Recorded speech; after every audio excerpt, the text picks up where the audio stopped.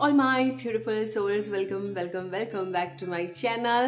I am super excited to be here കാരണം ഇന്ന് ഞാൻ നിങ്ങളടുത്ത് സംസാരിക്കാൻ പോകുന്നത് വിഷൻ ബോർഡിനെ പറ്റിയിട്ടാണ്. ആൻഡ് എനിക്ക് വലിയൊരു സന്തോഷം തോന്നാൻ കാരണം നിങ്ങൾ ഒരുപാട് ആളുകൾ ഡിസംബറിലേ ചോദിച്ചു തുടങ്ങുന്നുണ്ട് വിഷൻ ബോർഡിനെ പറ്റിയിട്ട്. എപ്പോഴാണ് വിഷൻ ബോർഡ് ക്രിയേറ്റ് ചെയ്യുന്നത്, എപ്പോഴാണ് വിഷൻ ബോർഡിനെ പറ്റിയിട്ടുള്ള വീഡിയോ ചെയ്യുന്നത്. And I M so happy, like നിങ്ങൾ ഒരുപാട് ആളുകൾ നിങ്ങളുടെ ഡ്രീംസ് ഇതുപോലെ നിങ്ങളുടെ ലൈഫിൽ അച്ചീവ് ചെയ്തെന്ന് കേൾക്കുന്ന സമയത്ത് ഒരുപാട് സന്തോഷമുണ്ട്. വിഷൻ ബോർഡ് മാത്രമല്ല, ഈവൻ ഫുൾ മൂൺ മാനിഫെസ്റ്റേഷൻ്റെ സക്സസ്ഫുൾ സ്റ്റോറീസ് നിങ്ങൾ ഒരുപാട് ആളുകൾ ഷെയർ ചെയ്യുന്നുണ്ട്. സന്തോഷമുണ്ട് ഒരുപാട് നിങ്ങളിങ്ങനെ ഇതുപോലത്തെ ചേഞ്ചസ് നിങ്ങളുടെ ലൈഫിൽ നിങ്ങൾ കൊണ്ടുവരുന്നതിന്. I am really happy for you guys. So ഇന്ന് നമ്മൾ ഡിസ്കസ് ചെയ്യാൻ പോകുന്നത് വിഷൻ ബോർഡിനെ പറ്റിയിട്ടാണ്. എങ്ങനെയാണ് നമ്മൾ വിഷൻ ബോർഡ് ക്രിയേറ്റ് ചെയ്യേണ്ടത്, എന്തൊക്കെ കാര്യങ്ങളാണ് നമ്മൾ അറിഞ്ഞിരിക്കേണ്ടത് എന്നൊക്കെയാണ് ഇന്നത്തെ വീഡിയോയിൽ നമ്മൾ ഡിസ്കസ് ചെയ്യാൻ പോകുന്നത്.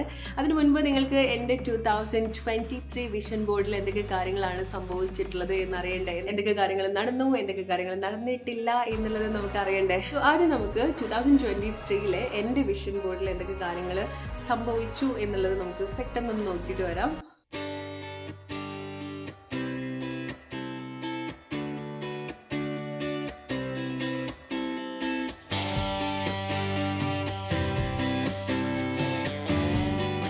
ഒരു കാര്യം എന്ന് പറയുന്നത് ഞാൻ പി എച്ച് ഡി ചെയ്യാൻ ആഗ്രഹിക്കുന്നത് സൈക്കോളജിയിലാണ്. എന്റെ മാസ്റ്റേഴ്സിലെ സബ്ജക്ട് വെച്ച് എനിക്ക് പി എച്ച് ഡി സൈക്കോളജിയിൽ ചെയ്യാൻ എന്ന് പറയുന്നത് അത്ര ഈസി ആയിട്ടുള്ള കാര്യമല്ല. കാരണം സൈക്കോളജി കണക്ട് ആവുന്ന വളരെ കുറച്ച് സബ്ജക്ട് മാത്രമേ എന്റെ MBA ഉണ്ടായിട്ടുണ്ടായിരുന്നുള്ളൂ. 2023 എന്റെ മറ്റൊരു ആഗ്രഹം ഇതായിരുന്നു, പി എച്ച് ഡി ചെയ്യുക എന്നുള്ളത്.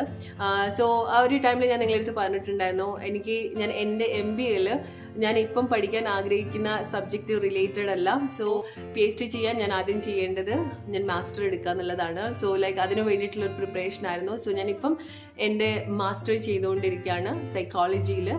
സോ ഇത് ഫിനിഷ് ചെയ്തിട്ട് ഞാൻ എൻ്റെ PhD സ്റ്റാർട്ട് ചെയ്തതായിരിക്കാം. സോ ഇതിൽ വളരെ എനിക്ക് സന്തോഷമുള്ളൊരു കാര്യം എന്താണെന്ന് വെച്ചാൽ, ഞാനിപ്പം ഡിഗ്രിക്ക് പഠിക്കുന്ന സമയത്തോ അല്ലെങ്കിൽ 10th വരെ +2 ഡിഗ്രി MBA ഒക്കെ ഞാൻ ലൈക്ക് നല്ല രീതിയിൽ പഠിച്ചിട്ടുണ്ടായിരുന്നില്ല. പാസ്സായിട്ടുണ്ട് എന്നല്ലാതെ നല്ല രീതിയിൽ എനിക്ക് പഠിക്കണം തോന്നിയിട്ടില്ല. പക്ഷേ ഈ ഒരു ടൈമിൽ ഞാനിപ്പം സൈക്കോളജി പഠിക്കുന്ന സമയത്ത്, അല്ലെങ്കിൽ ഇപ്പം എനിക്ക് പഠിക്കാനുള്ള ഭയങ്കര ഒരു ക്രേവ് ആണ് കേട്ടോ.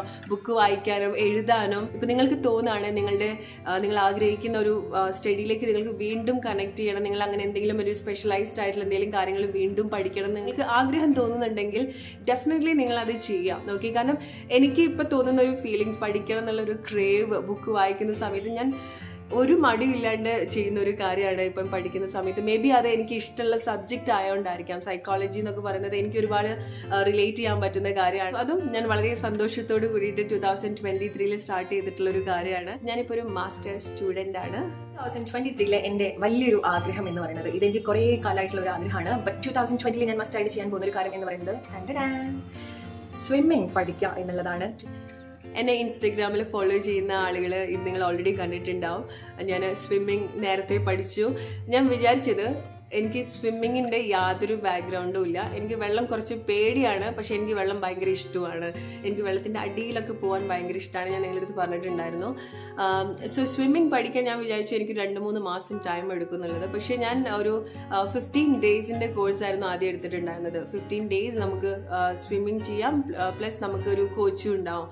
സോ 15 ദിവസം കൊണ്ട് പഠിക്കാൻ പറ്റുമെന്ന് ഞാൻ വിചാരിച്ചിട്ടുള്ളൊരു കാര്യമല്ല. പക്ഷെ ഞാൻ പോയി ഒരു 4-5 ദിവസം ആവുന്ന സമയത്തൊക്കെയാണ് എനിക്കൊരു ബേസ് കിട്ടി. ഞാൻ ബേസിക് ആയിട്ടുള്ള കാര്യങ്ങളൊക്കെ പഠിച്ചു. സ്വിം ചെയ്യാൻ തുടങ്ങി. ഒരു 10 ദിവസത്തിൽ തന്നെ ഞാൻ നന്നായിട്ട് സ്വിം ചെയ്യാൻ പഠിച്ചു. ഞാൻ ചെല്ലുന്ന സമയത്ത് ഓരോ ആളുകളും നല്ല രീതിയിൽ സ്ട്രഗിൾ ചെയ്യുന്നുണ്ടായിരുന്നു. കാരണം ഡിഫറെൻറ്റ് ഏജിലാണ് ഓരോ ആളുകളും പോവുക. ആൻഡ് ഞാൻ കേട്ടിട്ടുള്ള ഒരു കാര്യം എന്ന് പറയുന്നത്, സ്വിമ്മിങ് ഒക്കെ നമ്മൾ വളരെ ചെറുതാവുന്ന സമയത്ത് പഠിക്കേണ്ട കാര്യമാണെന്നുള്ളതാണ്. എനിക്ക് യാതൊരു ബാക്ക്ഗ്രൗണ്ടും ഇല്ലാത്ത ഒരാളാണ്. സോ ഞാൻ വിചാരിച്ചിട്ടില്ല എനിക്ക് സ്വിം ചെയ്യാൻ പറ്റും എന്നുള്ളത്. പക്ഷേ ഞാൻ ആ ഒരു 15 ദിവസം കൊണ്ട് ഞാനത് പ്രാക്ടീസ് ചെയ്തു, പഠിച്ചു. എൻ്റെ ആ ഒരു എല്ലാ എക്സൈറ്റ്മെൻറ്റും ഞാൻ ആ ഒരു 15 ദിവസത്തിൽ മാക്സിമം എക്സ്പ്ലോർ ചെയ്തു. പിന്നീട് ഞാൻ ഇതൊക്കെ പഠിച്ചു കഴിഞ്ഞ സമയത്ത് എനിക്ക് ആ ഒരു എക്സൈറ്റ്മെൻറ്റ് പോയി. പിന്നെ ഞാൻ വല്ലപ്പോഴൊക്കെ പോവും, സ്വിം ചെയ്യും. എൻ്റെ ഫ്രണ്ട്സൊക്കെ ഉള്ള സമയത്ത് ഞങ്ങൾ എല്ലാവരും കൂടെ പോയിട്ട് സ്വിം ചെയ്യും. അത് എൻ്റെ ലൈഫിലൊരു വലിയൊരു അച്ചീവ്മെൻ്റ് ആണ്. കാരണം നമ്മളൊരു സ്കിൽ, നമുക്ക് അറിയാത്തൊരു കാര്യം നമ്മൾ പഠിക്കുക എന്ന് പറയുന്നത് വലിയൊരു കാര്യമാണ്. നമുക്ക് ഒരുപാട് കോൺഫിഡൻസ് തോന്നുന്ന ഒരു കാര്യമാണ്. നമുക്ക് നമ്മളോട് തന്നെ ഒരു റെസ്പെക്റ്റ് നമ്മൾ എന്തോ ആണെന്നുള്ളൊരു ഫീലിങ്സ് ഒക്കെ തോന്നുന്ന ഒരു ടൈമാണ് നമ്മൾ അറിയാത്തൊരു കാര്യം ചെയ്യുന്ന സമയത്ത്. സോ നിങ്ങൾ അങ്ങനെ എന്തെങ്കിലും അറിയാത്ത കാര്യങ്ങളുണ്ടെങ്കിൽ മേ ബി ഡ്രൈവിംഗ് പഠിക്കുന്നതായിരിക്കാം. സോ നമ്മൾ ഓരോ ടൈമിലും പുതിയ പുതിയ സ്കിൽ നമുക്ക് കൊടുത്തുകൊണ്ടിരിക്കണം. അത് നമുക്ക് ഒരുപാട് ചേഞ്ചസ് ഉണ്ടാവും. ഓക്കെ, ഇപ്പം നിങ്ങൾ ഡ്രൈവിംഗ് ഒന്നും അറിയാത്ത ആളുകളാണെന്നുണ്ടെങ്കിൽ ഡ്രൈവിംഗ് പഠിക്കാൻ ശ്രമിക്കുക. അത് നിങ്ങൾക്ക് ഒരുപാട് യൂസ്ഫുൾ ആയിട്ടുള്ളൊരു കാര്യമാണ്. ഓക്കെ, സോ ഡ്രൈവിംഗ് അറിയില്ല എന്നാരും പറയരുത്. വണ്ടി ഓട്ടാൻ പഠിക്കുക, അല്ലെങ്കിൽ സ്കൂട്ടർ ഓട്ടാൻ പഠിക്കുക. സ്കൂട്ടർ ഓട്ടാൻ അറിയുന്ന ആളുകൾ കാർ ഓടിക്കാൻ പഠിക്കുക. ഓക്കെ, ഓരോ നിങ്ങൾക്ക് എന്തെങ്കിലും സ്കില്ലേ, ഇപ്പം നമുക്ക് പ്രത്യേകിച്ച് ഡെയിലി യൂസിനൊന്നും വേണ്ടാത്തൊരു കാര്യമായിരിക്കാം. സ്വിമ്മിംഗ് എന്ന് പറയുന്നത് നമ്മൾ എല്ലാ ദിവസവും പോയി നീന്തണം എന്നൊന്നുമില്ല.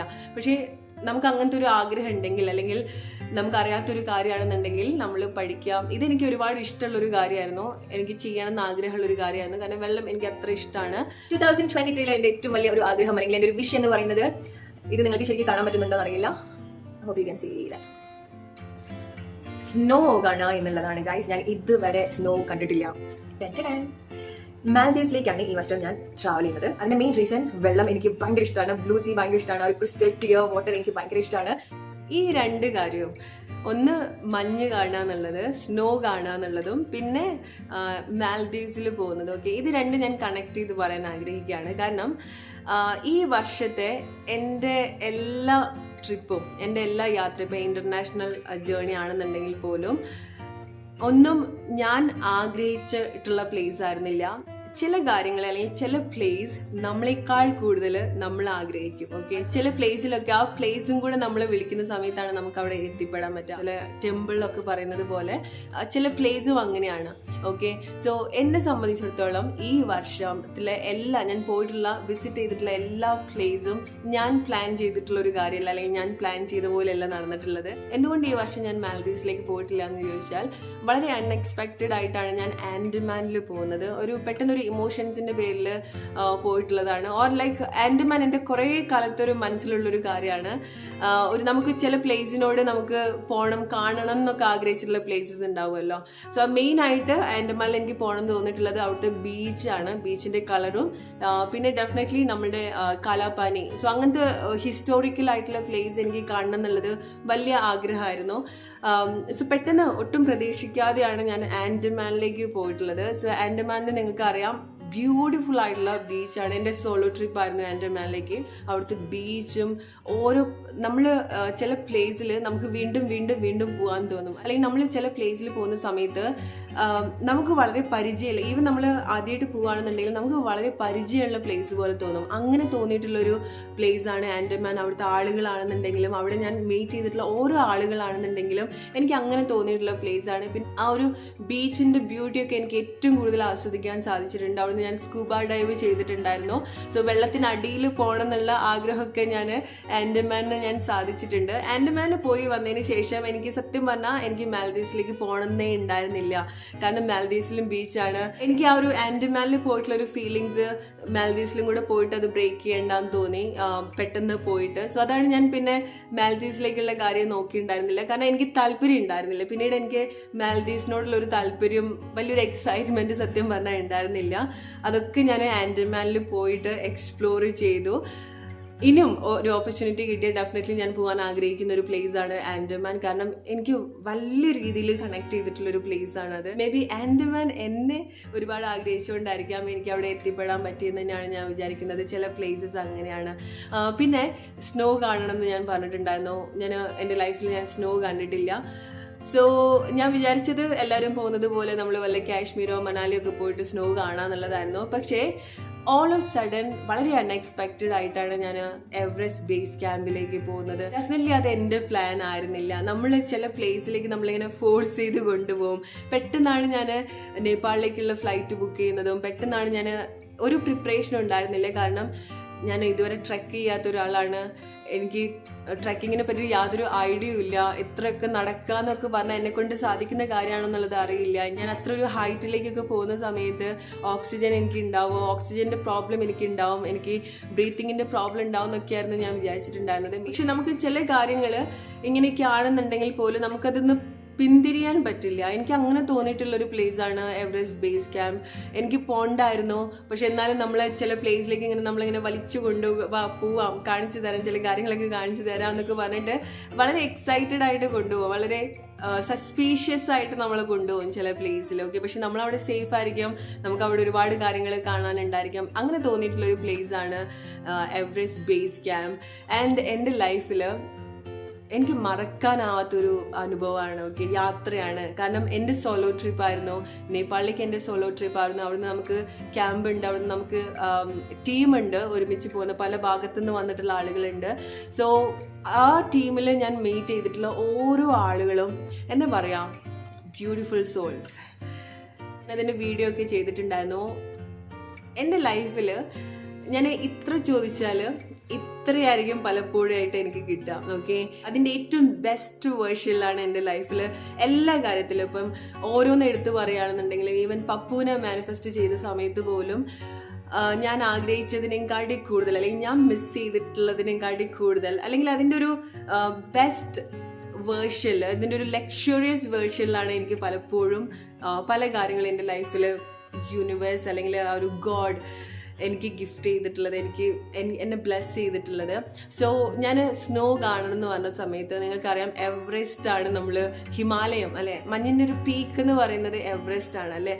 സോ അവിടെ പോയിട്ട് മഞ്ഞ് കാണുക, ഫസ്റ്റ് ടൈം മഞ്ഞ് എക്സ്പീരിയൻസ് ചെയ്യുക എന്നൊക്കെ പറഞ്ഞാൽ വലിയൊരു ബ്ലെസ്സിങ് ആണ് അത്. സോ ഞാൻ പോകുന്ന വഴിയിലൊക്കെ ഇടയ്ക്ക് സ്നോഫോൾ ഉണ്ടായിരുന്നു, മഞ്ഞ് കാണാൻ പറ്റി, അതിൻ്റെ ഒരു എക്സ്ട്രീം വേർഷനിൽ എക്സ്പീരിയൻസ് ചെയ്യാൻ പറ്റി. ആൻഡ് അടിപൊളിയായിട്ടുള്ള ആളുകളൊക്കെ കണക്ട് ചെയ്യാൻ പറ്റി. അത് ലൈഫിൽ പറഞ്ഞറിയിക്കാൻ പറ്റാത്തൊരു എക്സ്പീരിയൻസ് ആയിരുന്നു. ആൻഡ് അതിനുശേഷം അൺഎക്സ്പെക്റ്റഡ് ആയിട്ടാണ് ഞാൻ കസോളിൽ പോകുന്നത്, കീർഗംഗ കസോൾ ട്രെക്കിങ്ങിന്. അവിടെ നിന്ന് നേരെ മണാലി പോയി. മഞ്ഞ് വേണ്ടുവോളം, മഞ്ഞിൻ്റെ ഒരു കളിയായിരുന്നു.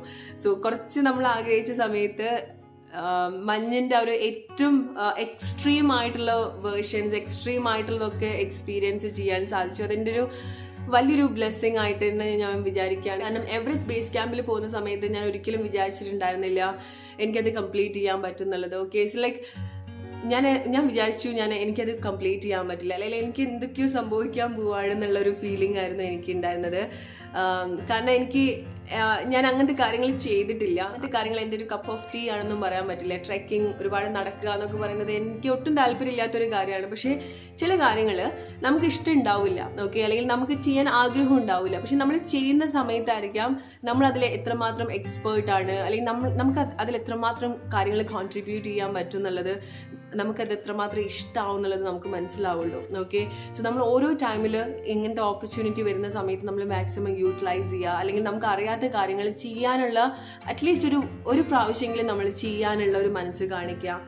ഓക്കെ, സോ അത് ചിലത് നമുക്ക് അത്രയും വേണ്ട ഒരു കാര്യമായിരിക്കും, നമ്മൾ ചെയ്യുന്ന സമയത്തായിരിക്കും മനസ്സിലാവുക. അതുപോലത്തെ ഒരു തിരിച്ചറിവായിരുന്നു എവറസ്റ്റ് ബേസ് ക്യാമ്പിലേക്കുള്ള എൻ്റെ യാത്ര എന്ന് പറയുന്നത്. അല്ലെങ്കിൽ നിങ്ങൾക്ക് വേണ്ടിയിട്ടുള്ള എൻ്റെ ഒരു വലിയൊരു ആഗ്രഹമാണ് ഇത്, ഓൺലൈൻ ക്ലാസ്സസ്. ഇത് ഞാൻ നിങ്ങൾക്ക് എല്ലാവർക്കും ചെയ്യാൻ വേണ്ടി ആഗ്രഹിക്കുന്ന ഒരു കാര്യമാണ്, ഓൺലൈൻ മീറ്റിംഗ്. അതായത് എൻ്റെ പ്രീവിയസ് കോളേജിൽ പോയിട്ട് അവിടെ കുട്ടികൾക്ക് വേണ്ടിയിട്ട് ക്ലാസ് എടുക്കുക, അവർക്ക് ലൈഫ് ചേഞ്ചിങ് ആയിട്ടുള്ള ക്ലാസ്സസ് എടുക്കുക. സോ ഇതായിരുന്നു നമ്മളുടെ ഒരു വിഷ്. 2023 ഞാൻ ചെയ്യണം എന്ന് ആഗ്രഹിച്ചിട്ടുള്ള ഒരു കാര്യം ഇതായിരുന്നു.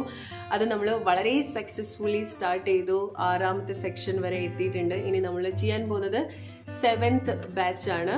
ഞാൻ ആഗ്രഹിച്ചതിനേക്കാളും, അല്ലെങ്കിൽ ഞാൻ വിചാരിച്ചതിനേക്കാളും ഏറ്റവും സക്സസ്ഫുൾ ആയിട്ടാണ് നമ്മുടെ ആ ഒരു ഓൺലൈൻ സെക്ഷൻ നമ്മൾ സ്റ്റാർട്ട് ചെയ്തത്. ഒരുപാട് ആളുകൾ ജോയിൻ ചെയ്തിട്ടുണ്ട്. എൻ്റെ ഒരു എക്സ്പീരിയൻസ്, ആ ഒരു എക്സ്പീരിയൻസ് എന്താണെന്ന് ചോദിച്ചാൽ, ഞാൻ കംപ്ലീറ്റ് റെസ്പോൺസിബിലിറ്റി എടുത്ത് ഒറ്റയ്ക്ക് ആദ്യമായിട്ട് ചെയ്യുന്ന ഒരു കാര്യമാണ്. സോ ആളുകൾ രജിസ്റ്റർ ചെയ്യുമോ, ആളുകൾ ഉണ്ടാവുമോ എന്നുള്ള പേടി ഉണ്ടായിരുന്നു. ആദ്യത്തെ 2 ബാച്ചിലും കൂടെ ഓൾമോസ്റ്റ് ഒരു 70 ആളുകളായിരുന്നു നമ്മുടെ ഓൺലൈൻ സെക്ഷനിൽ ജോയിൻ ചെയ്തിട്ടുണ്ടായിരുന്നത്. ഞാൻ ഒട്ടും എക്സ്പെക്ട് ചെയ്തിട്ടുണ്ടായിരുന്നില്ല. ഞാൻ വിചാരിച്ചു മേ ബി ഒരു 5-6 ആളുകളൊക്കെ ജോയിൻ ചെയ്യുള്ളൂ എന്ന് വിചാരിച്ചിട്ടുണ്ടായിരുന്നുള്ളൂ.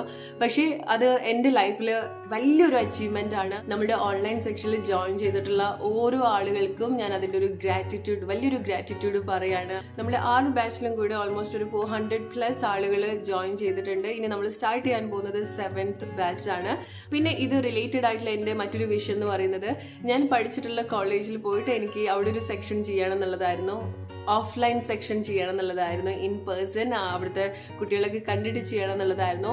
വളരെ സക്സസ്ഫുള്ളി എനിക്ക് ചെയ്യാൻ സാധിച്ചു. അത് എൻ്റെ ലൈഫിലൊരു വലിയൊരു അച്ചീവ്മെൻ്റ് ആണ്. നമ്മൾ പഠിച്ച ഒരു പ്ലേസിൽ പോയിട്ട് നമുക്ക് അങ്ങനത്തെ ഒരു ഓപ്പർച്യൂണിറ്റി കിട്ടുക എന്നുള്ളത് വലിയൊരു അച്ചീവ്മെൻ്റ് ആണ്. സോ അതിന് എന്നെ ഹെൽപ്പ് ചെയ്തിട്ടുള്ള എല്ലാവർക്കും ഞാൻ വലിയൊരു ഗ്രാറ്റിറ്റ്യൂഡ് പറയാണ്. പിന്നെ നമ്മളുടെ ദീപ്തി ടീച്ചറിനെ കാണാൻ പോയോ? കാണാൻ പോകാൻ പറ്റിയില്ല. കാരണം ലൈക്ക് ഈ വർഷം കംപ്ലീറ്റ്ലി ഞാൻ പാക്ഡ് ആയിരുന്നു. എവിടുന്നൊക്കെ അറിയില്ല, എന്തെങ്കിലുമൊക്കെ ആയിരിക്കാം. ചില സമയത്ത് യാത്രയായിരിക്കാം, എൻ്റെ സ്റ്റഡി റിലേറ്റഡ് ആയിട്ടുള്ള കാര്യങ്ങൾ ഉണ്ടാവുന്നുണ്ട്. സോ നിങ്ങൾക്കറിയാം അത് പത്തനംതിട്ടയാണ്, അറിയാം ഞാൻ ബാംഗ്ലൂരിലാണ്. യാത്രയുടെ ഒരു ബുദ്ധിമുട്ടുണ്ടായിരുന്നു. ചില ആളുകൾ നമുക്ക് കാണാനുള്ള ആഗ്രഹം ഉണ്ടാവും അല്ലേ. സോ അങ്ങനെ തോന്നിയിട്ടുള്ള ഒരാളാണ് അവർ. ഡെഫിനറ്റ്ലി ഞാൻ പത്തനംതിട്ട അല്ലെങ്കിൽ ആലപ്പുഴ, ട്രിവാൻഡ്രം ഭാഗത്തേക്ക് വരുന്ന സമയത്ത് ഞാൻ അവരെ ഡെഫിനറ്റ്ലി കാണുന്നതാണ്. സോ അത് ഈ വർഷം എനിക്കത് സാധിച്ചില്ല.